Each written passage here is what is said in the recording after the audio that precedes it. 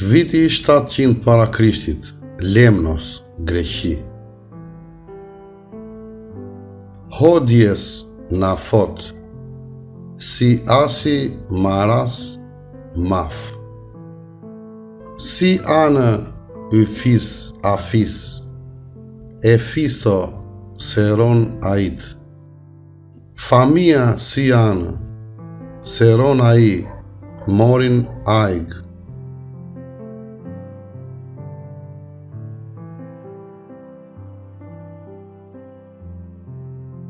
Ishin disa fjali i njerit prej varianteve të leximit në Shqip të pllakës së gjetur në Lemnos, Greqi. I njohur botërisht si shkrim pellazg dhe i pa dëshifrueshëm në asnjë gjuhë tjetër përveç gjuhës shqipe. Në Muzeun Kombëtar të Perugjas, mbi shkrimi etrusk i gdhëndur në plak daton në shekullin e dytë para erëson, u gjend në kodrën San Marco, në afërsitë Perugjas, në vitin 1822. Të ura tan, nalan, rez, ula, me vahar. Të urë të tan, nalan, rez e drite, poshtë në varë. Kështu fillon mbi shkrimi i transkriptuar tërësisht në Shqip.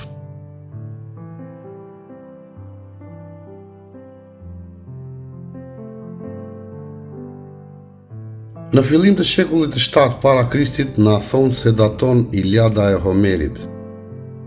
Alla prej thesit the himn mes, e pa prej thesi tha ai amenon.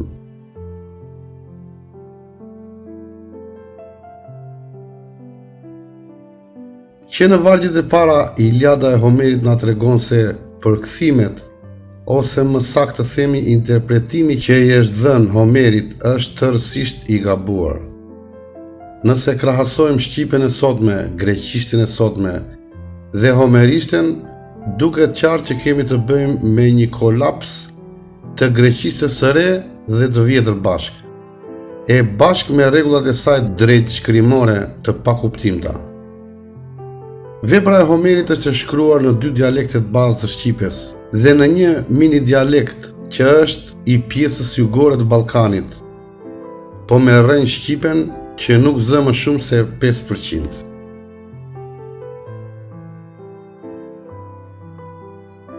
Pllak bronzi 2200 vjeçare mbi shkrimi i cilësuar kelt.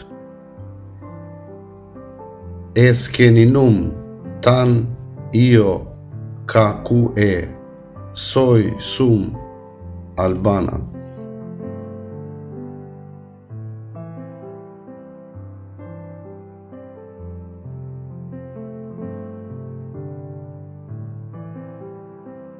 Mbi shkrimi tjetër në një shkëmb i quajtur kelt, kal i shenjtë është.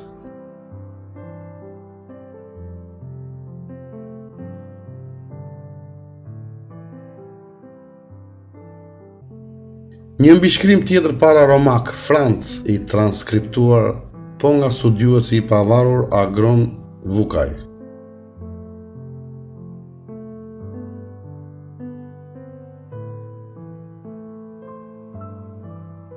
Gjuha sarde para latine arvareshu, apo edhe proto-sardenjase, e cilësuar nga dietarë të shumë me origjinë ilire, dhe mbështesin origjinë ilire me fjalë konkrete dhe jo teori boshe. Fjalët e përbashkëta me gjuhën shqipe janë jashtëzakonisht të shumta.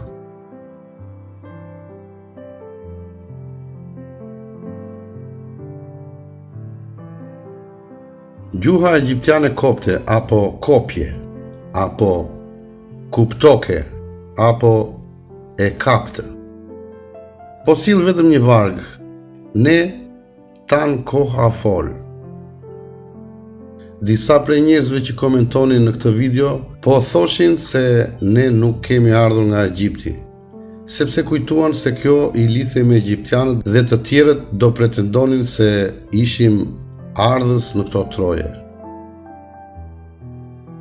Gjuha shqipe është e vetmja gjuhë që bën lidhjet ndërmjet këtyre gjuhëve, duke vërtetuar se është folur në një hapësirë gjeografike shumë më të madhe nga ç'mendohet. Duke vërtetuar se pellaxgët dhe ilirët jo vetëm që kanë ekzistuar, por janë shtylla e civilizimit evropian, dhe jo vetëm. Dhe se gjuha shqipe është gjuha më e vjetër e asaj që sot quhet trungu indo-europian. Sanskritistja mbahet si gjuha më e vjetër e dokumentuar, e cila ka luajtur një rol vendimtar për të emërtuar gjuhët europiane sot indo-europiane. Por gjuhëtari shqiptar Petro Zhej me librin e tij Shqipja dhe Sanskritistja vërteton në mënyrë shkencore dhe të pakundërshtueshme se Sanskritistja është një derivat tjetër i gjuhës shqipe, ashtu si latinishtja dhe greqishtja e vjetër. Një nga mbishkrimet e Apollonis, për të cilin na thonë se është greqisht, por pa përkthyer dot asgjë në greqisht. Fisej, foj, fes, fas, që në fakt bëhet fjalë për bustin e Apollonit. Fliste, foli, flet e do flas.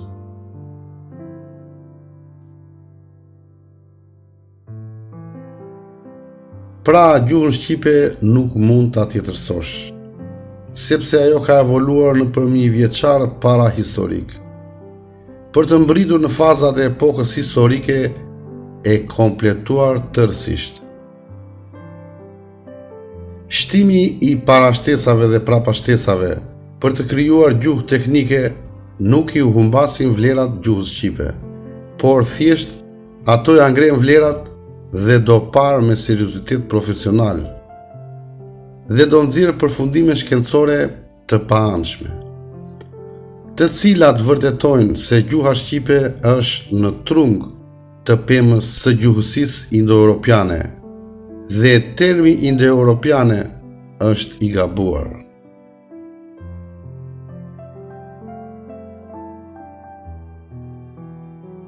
Testet e ADN-s shqiptarëve anë mban deri dhe matan Kosovës e Maqedonisë së Veriut dalin se janë antik grek. Pra, dhe shqiptar sot dhe antik grek dje. Po, a ka pyetur njëri se ku është ADN-ja ilire? Po ADN-ja romake? Si dreqin din vetëm këtë greken këta, e nuk dit kanë ADN-n ilire, Si dreqin? Po ADN thrake, E me të drejtë ju lind pyetja juve, cilët ishin grekët antik dhe cila ishte gjuha e tyre? Po ilirët cilët ishin dhe cila ishte gjuha e tyre? Po thrakët? Mos vallë janë terma të shpikur ishtas për të shkruar pallavra historike këta tipat? Apo thjesht ishin terma politik, apo terma krahinor? Të gjithë gjuhëtarët janë dakord se me sapët në Itali janë fis ilir, të cilët shkruan dhe një nga dialektet e iliristes, bileston dhe se ishin fis ilir që flisin dialektin e devollit. Por as një akademik zyrtar shqiptar, as që e përmend dhe as që e marrin mundimin që të shkojnë e ta studiojnë gjuhën me sape, e cila thjesht pret e shkruar në për muzet e Italisë. Dhe nga ana tjetër kemi akademikët tanë që justifikohen se nuk kanë 100 fjalë ilire.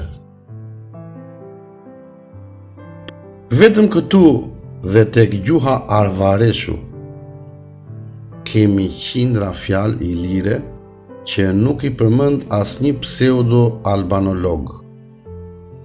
E pabesueshme, por e vërtet. Nëse mbledh fjalët e njëjta që ka gjuha shqipe e i krahason me fjalët shqipe që i gjen tek gjuha sarde, arvareshu, ke gjetur qindra për mos të thënë me mira fjalë ilire. Pra ato janë aty dhe thjesht presin.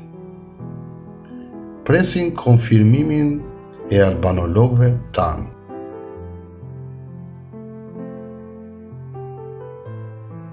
Nëse flasim për fakte që ciluan Astopi, atëherë gjejmë përgjigje të cilat vetë shkenca e historisë dhe gjuhësisë i din shumë mirë, por librat shkollore anë mban botës këto shkenca i kanë shkruar me dakordsi politike, e cila nuk ka lidhje fare me faktet reale që i gjen gjithandej. E vërteta është kokëforte? Sa do që të mundosh e të hipësh lart e të ambulosh, ajo ngrihet e të rrëzon.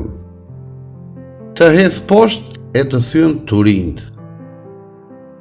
Me qindra studiues kanë kërkuar me ngulm shkrime origjinale të historianëve grek antik. Dhe asnjëri nuk ka gjetur dot asgjë origjinale. Dokumentat e vetme që gjenden janë shkrime mesjetare, shumica e të cilave janë shkruar nga priftërinj të cilët ishin të vetmit që dinin të shkruanin, e me pretekstin se ishte dhe kriza e papirusit, dhe se këta tipat nga halli nuk gjenin dot papiruse të rinj dhe fshinin papiruse të parëndësishëm dhe në to shkruanin ato të rëndësishmet, pra i rishkruan që të mos humbisin. Pra se cilat ishin të parëndësishmet, e cilat ishin të rëndësishmet vetëm këta tipa e dinin. Po kjo është shkencë tani.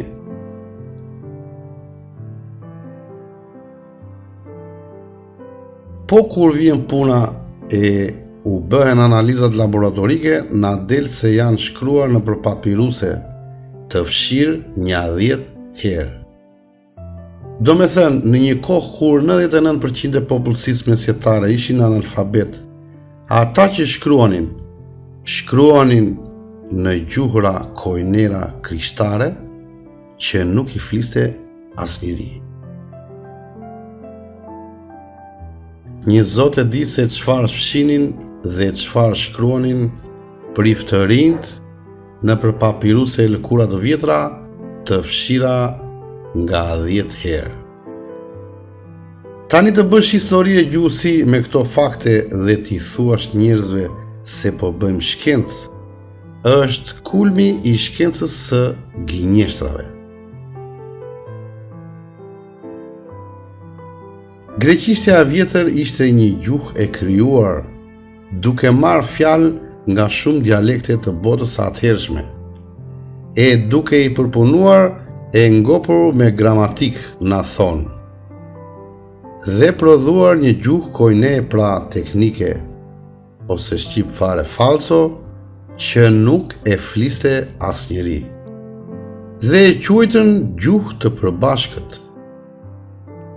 Greqishtja e vjetër mësohej vetëm në shkollë, dhe këtë nuk ka studiues serioz në botë që mos ta pranojë. Duke ditur se në antikitet 99% për mos të thënë më shumë e popullsisë ishin analfabet dhe nuk i lejohej çdo kujt që të shkonte të mësonte në shkollë. Dhe se shkolla dhe gjuha koine ishte një privilegj i klasës së lartë që komandonte. Atëherë dalim në përfundimin që kanë dalë të gjithë studiuesit deri më sot.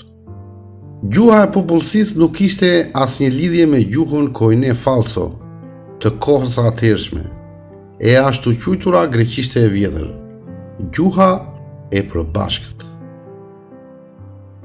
Pra, nga ana gjuhësore e pranojnë që nuk ishte gjuhë populli, por nga ana historike na flasin për popullsi greke. Pra thjesht nuk ka ekzistuar kur etniciteti apo komb grek i cili ishte i ndryshëm nga ai i lirë apo thrak. Pra grekët antik janë shpike e politikave që komandojnë shkencat e historisë dhe gjuhësisë në përshkollat anë mban globit, të cilat bie në kundërshtim me njëra tjetrën, sepse gjuhësia thot të tjera fakte dhe historianët sjellin të tjera fakte, të cilat nuk përputhen fare.